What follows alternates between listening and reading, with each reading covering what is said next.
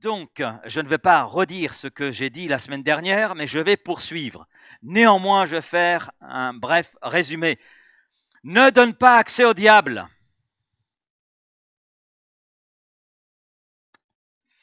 Éphésiens 4, versets 26-27. On revient sur ces deux versets. Vous les avez là sous les yeux.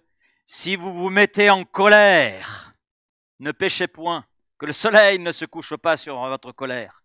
Et ne donnez pas accès au diable. Ne donnez pas accès au diable, Paul sous-entend que l'on peut donner accès au diable, sinon il ne le dirait pas. On est d'accord? Je crois que la palisse en aurait dit autant.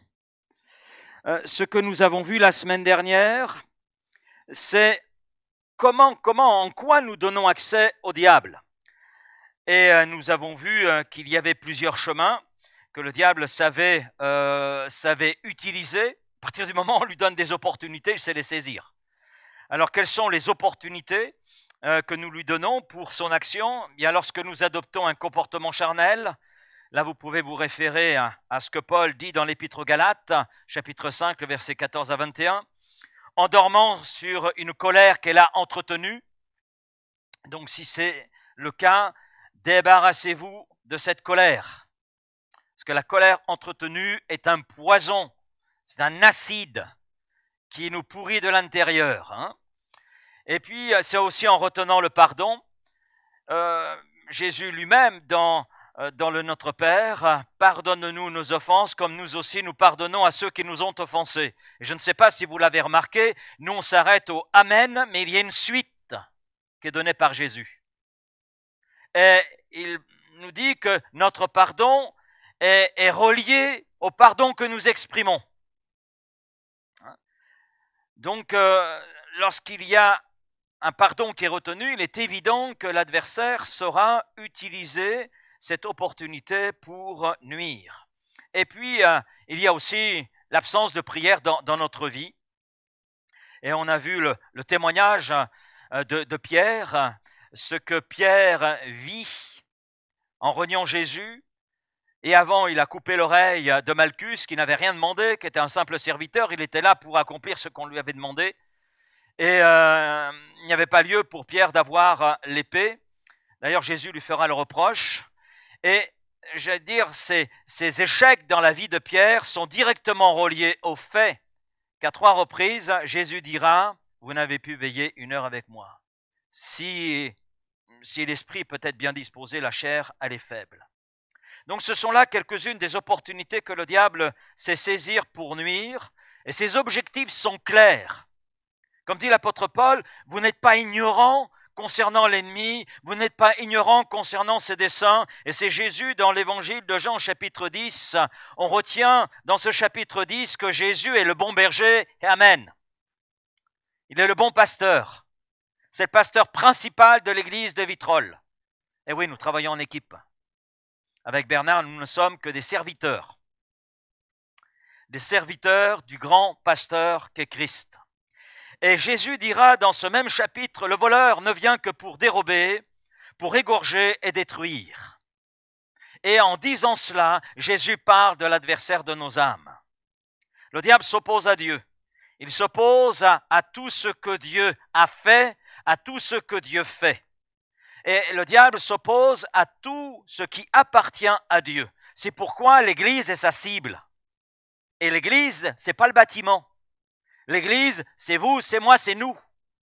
Nous sommes ce corps spirituel, cette maison spirituelle que Dieu a voulu en son Fils Jésus-Christ. Et bien sûr, ce corps spirituel, cette maison spirituelle est l'œuvre de Dieu. Dieu agit en son sein. Amen. Dieu est présent en son sein. Alors le diable ne supportant pas ce qui vient de Dieu, il est évident que ce corps spirituel qu'est l'Église, qui appartient à Dieu, ça n'appartient pas à un homme. Amen. Ça n'appartient pas à une dénomination, si bonne soit-elle. Non, l'Église, elle appartient à Christ. C'est Christ qui a donné sa vie pour chacun d'entre nous, donc pour l'Église. Ce n'est pas une dénomination qui a donné sa vie, c'est Christ. Et c'est Christ qui pourra dire « Je bâtirai mon Église ». Et c'est ce qu'il fait. Et bien sûr, l'Église en tant que maison spirituelle, et chacun d'entre nous en tant qu'enfant de Dieu appartenant à cette maison spirituelle, nous sommes les cibles de l'adversaire. Et c'est la raison pour laquelle Paul, dans l'Épître aux Éphésiens, dira au chapitre 6, « Car nous n'avons pas à lutter contre la chair et le sang, c'est-à-dire contre des personnes physiques. Nous n'avons pas à lutter donc contre la chair et le sang, mais contre les dominations, contre les autorités, contre les princes de ce monde de ténèbres, contre les esprits méchants dans les lieux célestes. » Ce qui veut dire que ce ne sont pas des personnes physiques que nous combattons, mais celui qui agit derrière, celui qui agit dans l'ombre, celui qui est présenté encore, et cela pour quelque temps et pour peu de temps, qui est présenté comme étant le prince de ce monde. C'est lui qui agit derrière, qu'inculque ses idées, qu'inculque ses pensées. Il nous est dit qu'il est le prince de ce monde. Nous sommes ainsi dans un combat spirituel. Et nous devons mener ce combat spirituel sur les bonnes bases. Alors par rapport à ce combat spirituel, nous allons aborder notre texte d'introduction sous un angle différent de celui avec lequel nous l'avons abordé la semaine dernière. Dimanche dernier, la question était comment est-il possible de donner accès au diable? C'est ce que nous avons vu. Et ce matin, la question est comment ne pas donner accès au diable? On va voir sous cet autre angle. Alors nous pouvons donner quelques réponses. Si je reprends ce que j'ai dit la semaine dernière sous l'angle sur lequel nous l'abordons ce matin, je dirais que comment ne pas donner accès au diable? Tout simplement en crucifiant la chair et ses passions. Galates 5, 24. Laissez le Saint-Esprit développer en nous le fruit de l'Esprit. Et dans le fruit de l'Esprit, il y a la maîtrise de soi. Donc la capacité de ne pas se mettre en colère. Amen.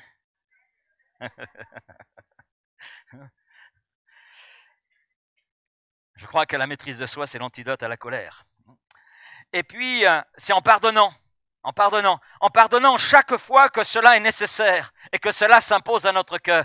L'apôtre Pierre avait un petit peu de problème par rapport au pardon. Combien de fois devrais-je pardonner? Jusqu'à 70 fois 7 fois. Alors, vous pouvez faire le calcul, ce n'est pas le résultat qui compte. C'est le principe énoncé par Jésus, à chaque fois que cela est nécessaire. Peu importe la situation, c'est à chaque fois que cela est nécessaire. Et puis, autre élément, c'est en ayant une vie de prière qui est la soutenue, persévérante. Amen. Alors c'est vrai, ces réponses constituent un premier bloc qui répond à la question que l'on se pose ce matin, mais il serait dommage d'en rester là, parce qu'il y a d'autres éléments à apporter et qui ont leur importance. Et donc nous voulons aller plus loin en regardant ce que Jacques, l'apôtre Jacques, pourra dire dans le chapitre 4 et verset 7. Soumettez-vous donc, le petit donc, là, vous savez, chaque mot a son importance dans l'écriture. Soumettez-vous donc. Il met le doigt sur quelque chose qui est essentiel, fondamental. Soumettez-vous donc à Dieu, résistez au diable et il fera loin de vous. Alors le premier élément qui est mis en évidence par Jacques ici, c'est soumettez-vous donc à Dieu. Mais que signifie se soumettre à Dieu? Alors si on regarde un petit peu le dictionnaire, se soumettre signifie se placer sous l'autorité ou le contrôle ou la volonté d'un autre. Mais c'est aussi consentir à se conformer à l'opinion, à l'autorité d'un autre. Et le mot grec qui est utilisé dans ce texte est traduit par « soumettez-vous », en fait à deux significations. Tout dépend si on appartient à l'armée ou si on n'appartient pas à l'armée. En fait, c'est ça. Donc, le mot, dans un premier temps, si vous appartenez à l'armée, cela signifie que vous vous placez en tant que soldat sous le commandant d'un chef hiérarchique qui a tout pouvoir sur vous. Un soldat, par principe, fait ce que le chef lui dit. Tu vas là, il va là. Tu vas là, tu vas là. Tu défends cette position, tu défends cette position. Maintenant, il y a cet autre sens. Je ne sais pas si on a des militaires au milieu de nous ce matin. Donc, alors, on n'est pas de l'armée, d'accord, mais on est quand même concerné par le mot. C'est très intéressant d'ailleurs que ce mot en grec ait deux significations selon qui on est. Alors si on n'est pas dans l'armée, ce mot signifie que l'on agit avec une attitude volontaire de soumission, de coopération, d'acceptation, de responsabilité et, je ne sais pas si le mot existe, de portage de fardeau. S'il n'existe pas, vous comprenez ce que ça veut dire. On l'invente pour ce matin. Voilà. Donc, on est les rois des inventions de nouveaux mots. On va écrire un nouveau dictionnaire.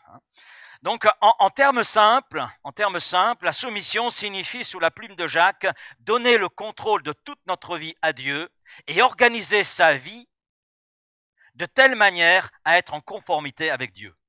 Ok? Je répète. Donner le contrôle de toute notre vie à Dieu et organiser sa vie de telle manière à être en conformité avec Dieu. Retenez cette définition.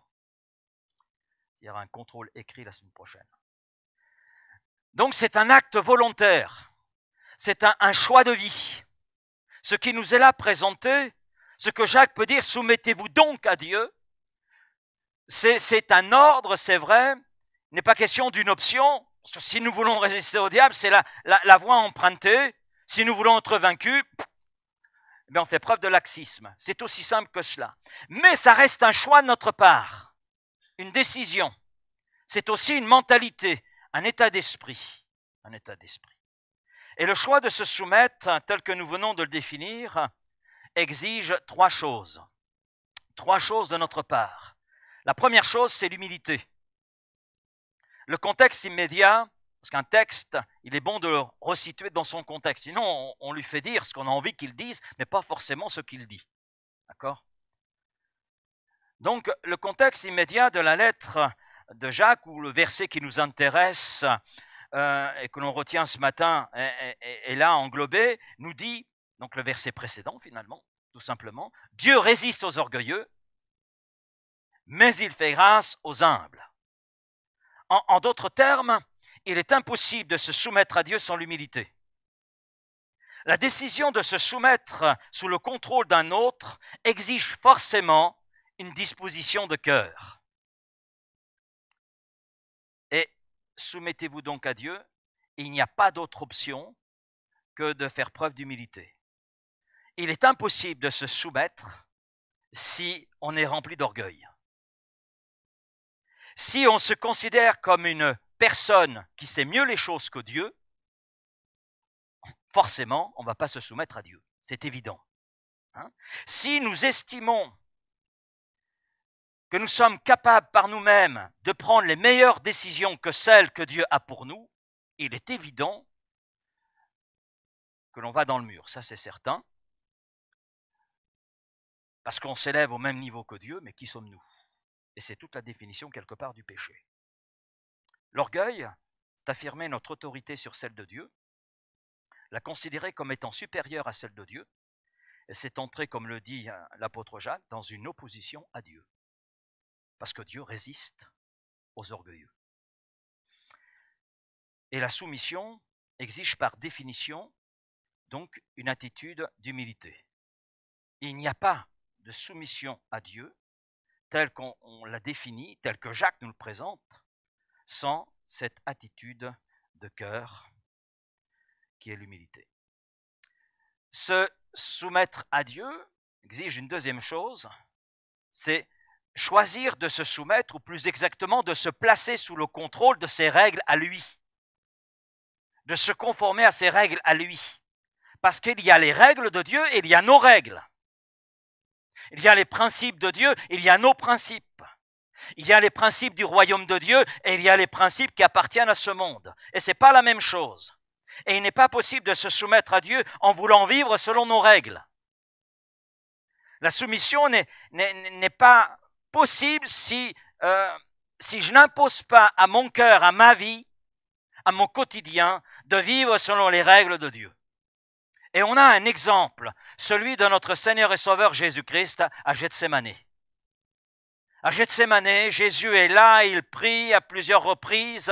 Le texte des évangiles nous présente le poids qui est là sur Jésus. Et Jésus à Gethsémane fait cette prière. Il y a une intensité qui est là. C'est un tel point que à sa sueur se mêle son sang.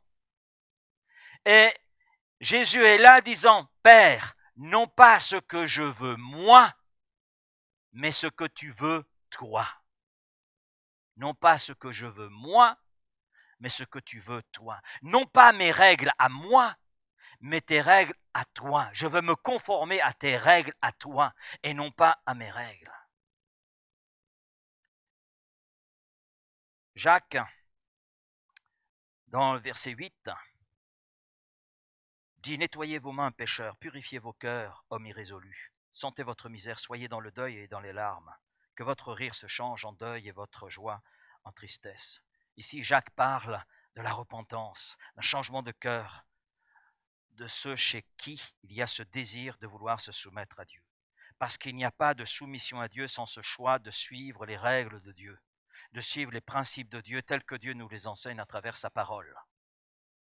Le troisième élément, se soumettre à Dieu signifie se rapprocher de lui. Approchez-vous de Dieu et il s'approchera de vous.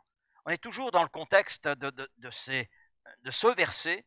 Soumettez-vous donc à Dieu, résistez au diable, il fera loin de vous. Mais toujours dans ce contexte. Donc se soumettre à Dieu signifie se rapprocher de lui. C'est vrai qu'il faut apprendre à connaître la personne à laquelle on se soumet.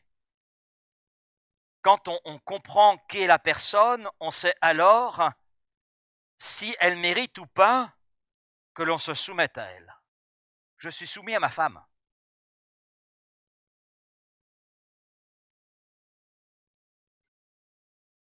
Ah oui, tout à fait, comme ma femme est soumise à moi. Parce qu'on se connaît, on a entretenu et on entretient ensemble une relation qui est construite sur la confiance, qui est construite sur l'honnêteté, l'intégrité et la vérité.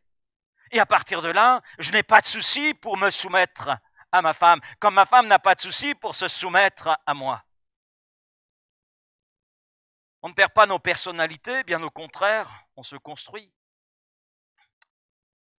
Et nous apprenons à connaître Dieu à travers sa parole, en lisant la Bible, parce que c'est ainsi que Dieu a choisi de se révéler à nous, de se faire connaître à nous.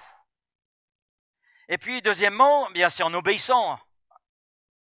Oui, comment peut-on mesurer la valeur de qui est Dieu et de ce que Dieu dit? En obéissant.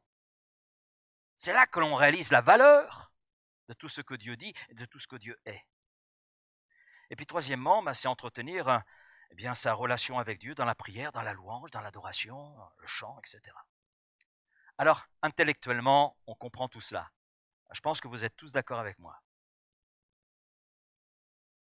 Et peut-être que quelqu'un est tenté ce matin de dire « Mais pasteur Laurent, je suis soumis à Dieu. Je lui ai donné ma vie, je lui ai confié ma vie.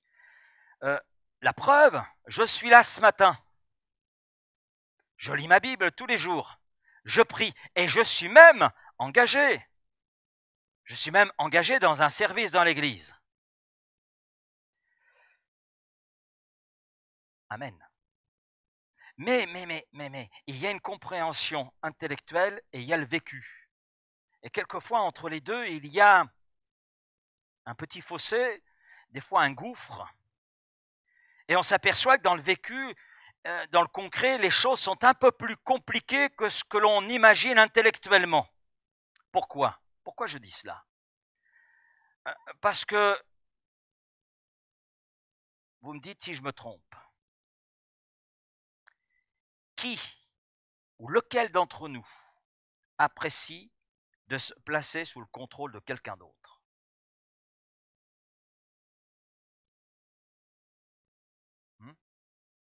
Il suffit de regarder l'état de notre pays. Ça râle dans tous les sens. Ça râle dans tous les sens. Les étudiants vis-à-vis de leurs profs, les profs vis-à-vis de leur direction, la direction vis-à-vis du gouvernement, c'est à tous les étages. Parce que l'homme, par définition et par nature, ne supporte pas d'être placé sous le contrôle de quelqu'un d'autre. C'est quelque chose que notre nature déteste. Pourquoi? Parce que se placer sous le contrôle d'un autre, c'est perdre le contrôle. Et c'est donc être vulnérable et dépendant de quelqu'un d'autre. Et on n'aime pas dépendre de quelqu'un d'autre. On n'aime pas dépendre. Et je vais vous donner un témoignage qui est dans les évangiles, justement, et c'est très intéressant. C'est là que le Seigneur nous montre la connaissance qu'il peut avoir de notre nature. Vous connaissez ce témoignage, c'est ce jeune homme qui vient vers Jésus, qui se jette aux pieds de Jésus, dans Marc 10. Ce jeune homme se jette aux pieds de Jésus et à tout ce que Jésus dit, notez bien, à tout ce que Jésus dit, il répond, Marc 10, verset 21, « Maître, j'ai observé toutes ces choses dès ma jeunesse. » Et le texte nous rapporte l'attitude de Jésus, Jésus l'ayant regardé l'aima. Amen. Jésus nous regarde ce matin, parce qu'il est en ce lieu, sinon ce rassemblement n'aura aucun sens. Et il nous aime. Amen. Il nous aime. Maintenant, le texte ajoute une réponse de Jésus à la réponse de ce jeune homme riche. Il te manque une seule chose. Va, vends tout ce que tu as, donne-le aux pauvres, et tu auras un trésor dans le ciel, puis viens et suis-moi. Vous connaissez la suite du récit? Il repartit tout triste. Oui, cet homme repartit tout triste, car dans sa soumission au contrôle de Dieu, il a mis une limite. Le problème est qu'il voulait par et avec ses richesses garder le contrôle de sa vie. Ne pas être dépendant de qui que ce soit. Ne pas être vulnérable. Ne pas être dans cette vulnérabilité du cœur. Combien de chrétiens ressemblent à cet homme? La sécurité de notre personnage était dans ses richesses, dans ce qui était matériel. Cela reste vrai aujourd'hui pour certains chrétiens. Mais peut-être que quelqu'un va dire, ça ne me concerne pas. Quand je regarde mon compte en banque, je ne ressemble pas à ce jeune homme-là. Ma sécurité n'est pas dans mon compte en banque. Peut-être. Parce que chez d'autres, effectivement, ce serait une passion, ou encore une addiction, ou encore le « je me moi ». Je me moi. C'est une autre façon de dire l'orgueil. Combien de chrétiens n'assisteront pas à une soirée de prière parce qu'il y a la finale de football entre la France et l'Allemagne? Pour d'autres, c'est autre chose, une série télévisée, etc. Le personnage de notre histoire aimait Dieu, on est d'accord.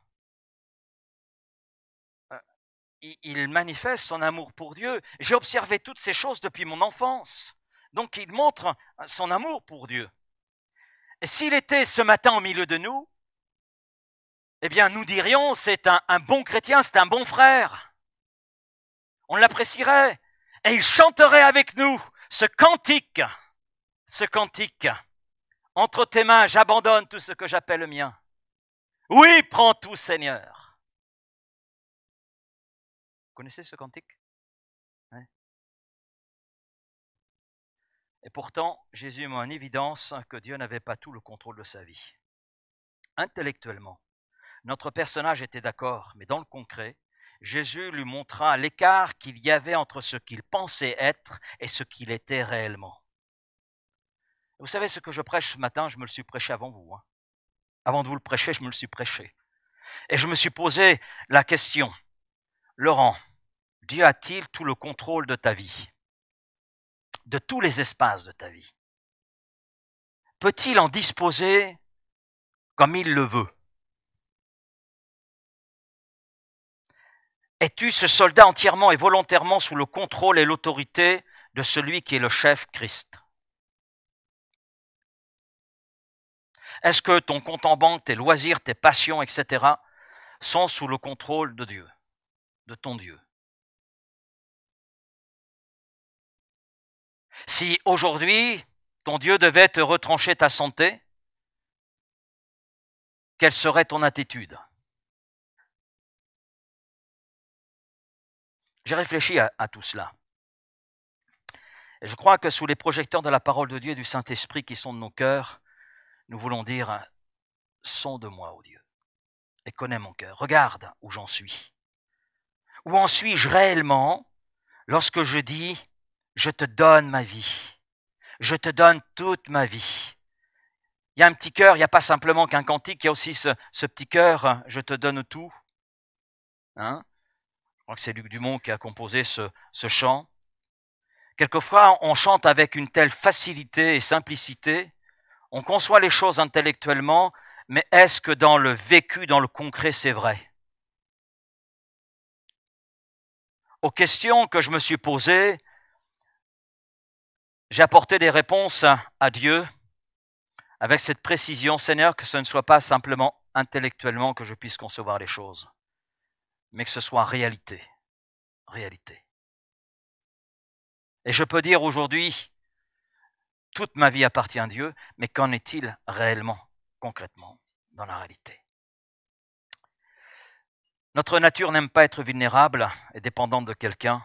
C'est pourquoi se soumettre à Dieu, c'est quelque chose de difficile. Et je crois que c'est la chose la plus difficile dans la vie chrétienne. Et lorsque Jacques déclare sous l'impulsion du Saint-Esprit, soumettez-vous donc à Dieu, il parle justement de cette vulnérabilité. Acceptez d'être vulnérable.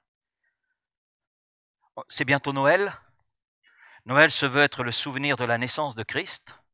Vous imaginez le roi des rois, le Seigneur des seigneurs, celui qui était là à la création, avec le Père et le Saint-Esprit, se rendre semblable à un bébé, entièrement dépendant, entièrement vulnérable. Pour qui? Pour qui? Pour vous et moi, pour chacun d'entre nous, pour l'humanité qui a tourné le dos à Dieu dans la rébellion. Oui. Alors lorsque Jacques nous dit « Soumettez-vous donc à Dieu », je pense qu'il a dans cette perspective justement le témoignage de Jésus, qu'il connaît bien, avec lequel il a partagé sa vie, une bonne partie de sa vie, parce que Jacques est le demi-frère de Jésus. Jacques a écrit cette lettre. Tout à Christ, tout pour Christ, est-ce vrai? Pourquoi devrions-nous nous soumettre à Dieu? Pourquoi devrions-nous lui donner tout le contrôle de notre vie? Pourquoi accepter d'être vulnérable, dépendant? Alors, il y a des raisons à cela. La première raison, c'est qu'en nous soumettant à Dieu, nous disons et nous le reconnaissons comme étant notre Dieu. C'est aussi simple que cela. Le psaume 100, verset 3, vous avez le texte sous les yeux, dit « Sachez que l'Éternel est Dieu. C'est lui qui nous a fait. Ce n'est pas le fruit du hasard. Et nous lui appartenons au Créateur. Nous sommes son peuple et le troupeau de son pâturage. » Alléluia. Dieu est le créateur de l'univers. Il est le Seigneur de toute la création. Il est le roi des rois. Il est Dieu. Il est le Dieu omnipotent, celui qui peut tout. Il est le Dieu qui est omniscient, le Dieu qui sait tout. Tout ce qui est là dans notre cœur, même ce qui est caché, Dieu le connaît. Rien ne lui échappe de nous. Il est le Dieu omniprésent.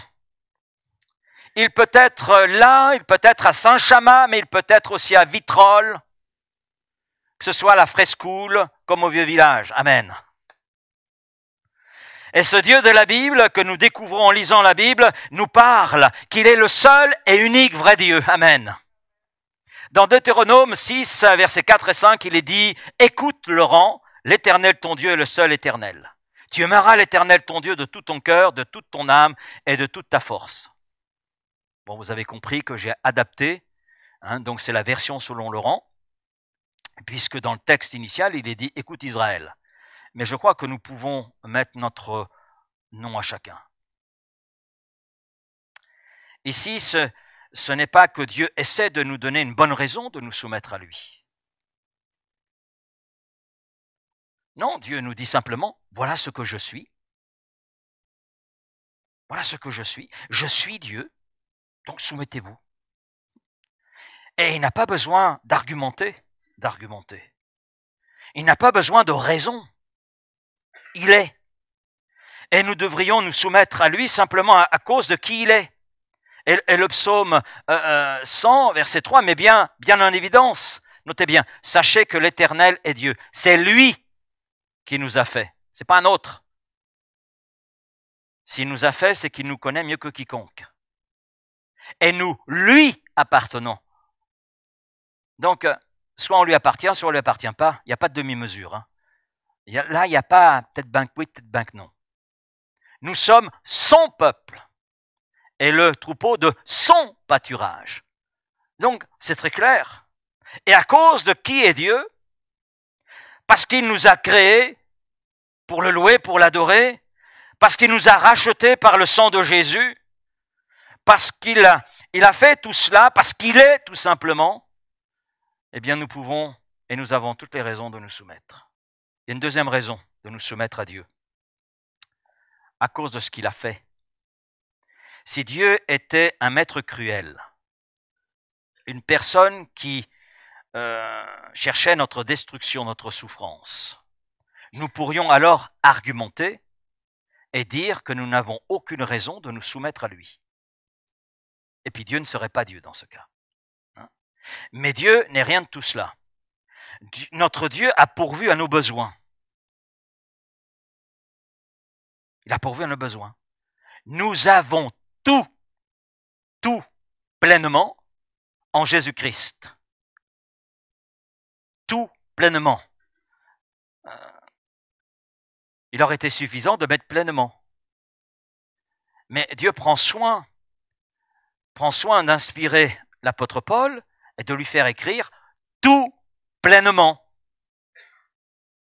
Tout ce qui est nécessaire, tout ce qui est essentiel, nous l'avons par la foi en Jésus-Christ. À cause de tout ce que Dieu a fait à travers son Fils Jésus-Christ. Et là, ça nous parle de l'œuvre de Jésus.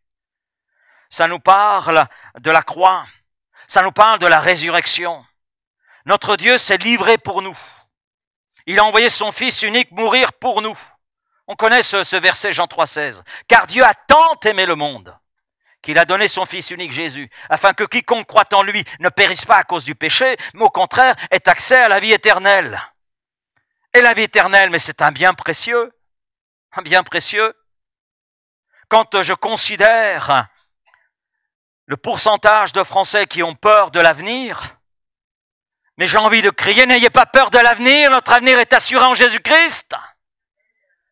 Parce qu'en raison de tout ce que Dieu a fait en Jésus, nous avons un avenir. Mais mieux encore, nous avons une éternité avec lui. Amen. C'est là quelque chose d'extraordinaire. Oui, Dieu s'est livré pour nous. Il est mort pour nous alors que nous étions ses ennemis. Avant même que nous le connaissions, il nous connaissait. Avant même que nous le choisissions, il nous a choisis pour que nous devenions membres de sa famille. Quel plus grand témoignage d'amour Dieu pouvait-il donner? Et à cause de cet amour, à cause de ce qu'il a fait dans son amour, mais nous avons toutes les raisons de le soumettre. Et je crois que c'est une raison suffisante. Mais il y a une troisième raison. Troisième raison, c'est nous nous soumettons à Dieu à cause de ce qu'il fera. À cause de ce qu'il fera. Qu'est-ce qu'il fera? Il fera que son Fils revienne pour prendre avec lui son peuple, le peuple qu'il s'est choisi, le peuple dont il prend soin, le peuple qu'il aime, le peuple qui a bien des défauts. C'est vrai, quand je vous regarde, je vois, oh Seigneur, il y a du boulot. Hein. Mais je sais que vous dites la même chose à l'égard de votre pasteur, amen. Hein? Pour cela que le Seigneur nous dit, priez les uns pour les autres. Supportez-vous les uns les autres, aimez-vous les uns les autres, pardonnez-vous les uns les autres. Amen. Il nous connaît bien. Hein. Lorsque nous nous soumettons à Dieu, il y a des choses qui se produisent, il y a des choses qui en découlent. Et je vais en retenir trois qui sont là, données par Jacques dans ce chapitre 4. La première chose qui découle de ce que Jacques dit là précédemment, c'est que Dieu nous donne plus de grâce. Alors, on peut se poser la question, si la grâce consiste à recevoir ce que nous ne méritons pas, de quelle grâce l'apôtre Jacques parle-t-il? Il est question de plus de grâce pour être vainqueur face aux tentations et aux convoitises. Jacques 4, verset 1er, commence ce chapitre dans lequel est inclus le verset qui nous intéresse, avec cette parole. D'où viennent les luttes? D'où viennent les querelles parmi vous? N'est-ce pas de vos passions qui combattent dans vos membres? Ça, c'est le verset 1er. Vous lirez la suite, je passe directement au verset 6. Il accorde au contraire une grâce plus excellente. C'est pourquoi l'Écriture dit Dieu résiste aux orgueilleux, mais il fait grâce aux humbles. Il accorde au contraire une grâce plus excellente. Donc Jacques nous dit, si on resitue les choses dans leur contexte, Jacques nous dit que si nous nous soumettons à Dieu, alors Dieu nous donne une grâce plus excellente pour résister au péché. Dans cette soumission, Dieu nous donne la grâce de nous défendre contre le péché qui veut reprendre le contrôle de nos vies, alors que ce péché, nous l'avons confessé et abandonné aux pieds de Jésus. Mais la chair veut souvent reprendre ses droits. Vous pouvez détourner le cours d'eau, mais quand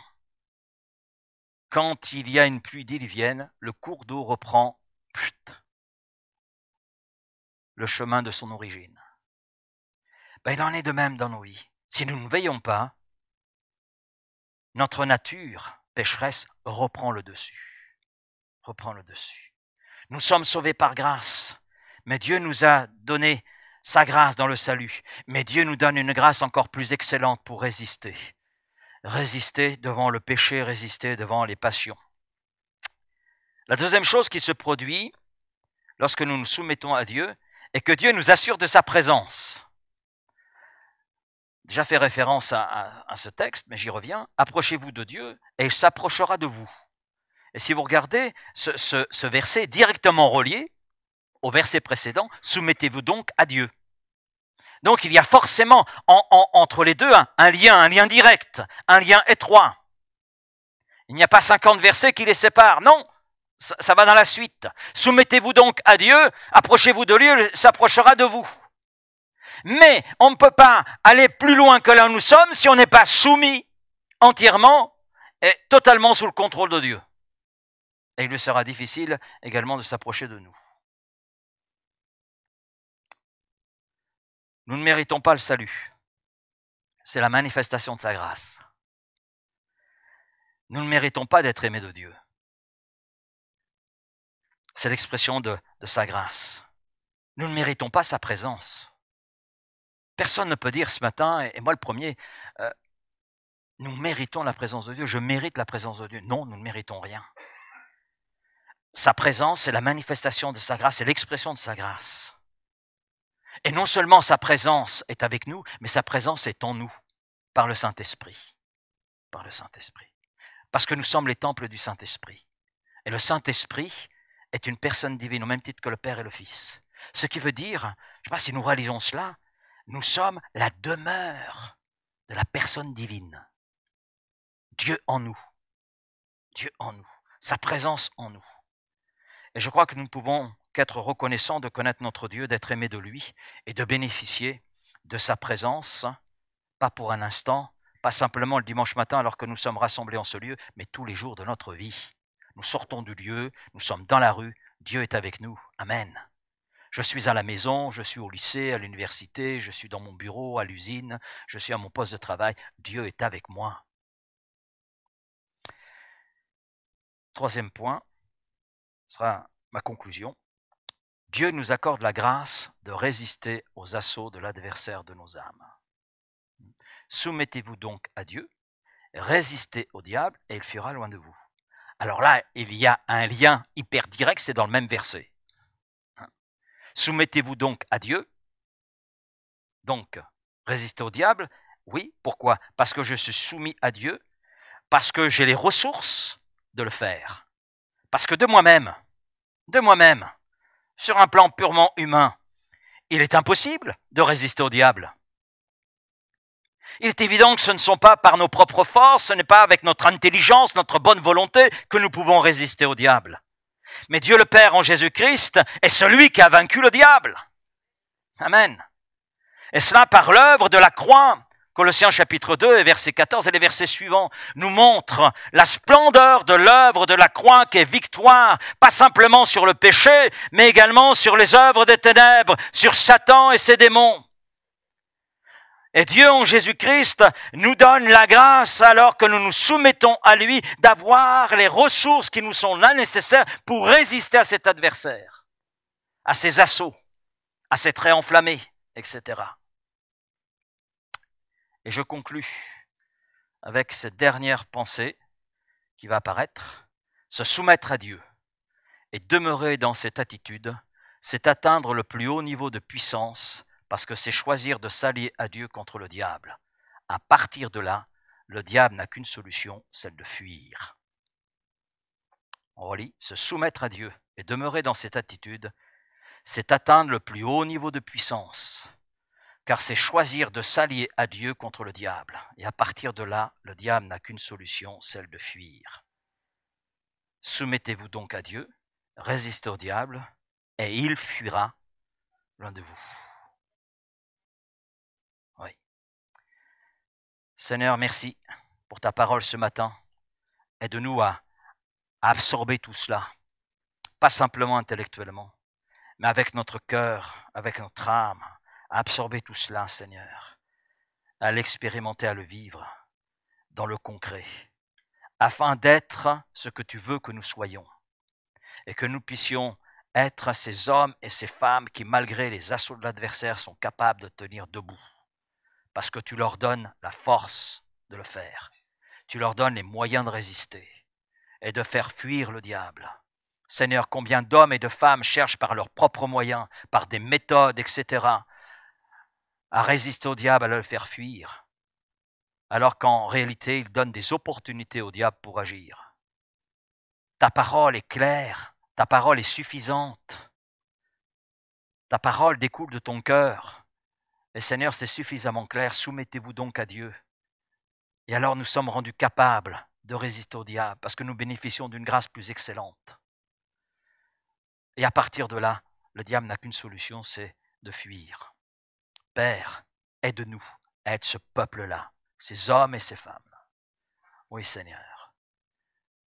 Et pouvoir ainsi poursuivre notre parcours sur cette terre en étant victorieux et en ne donnant pas d'opportunité à l'adversaire pour nuire.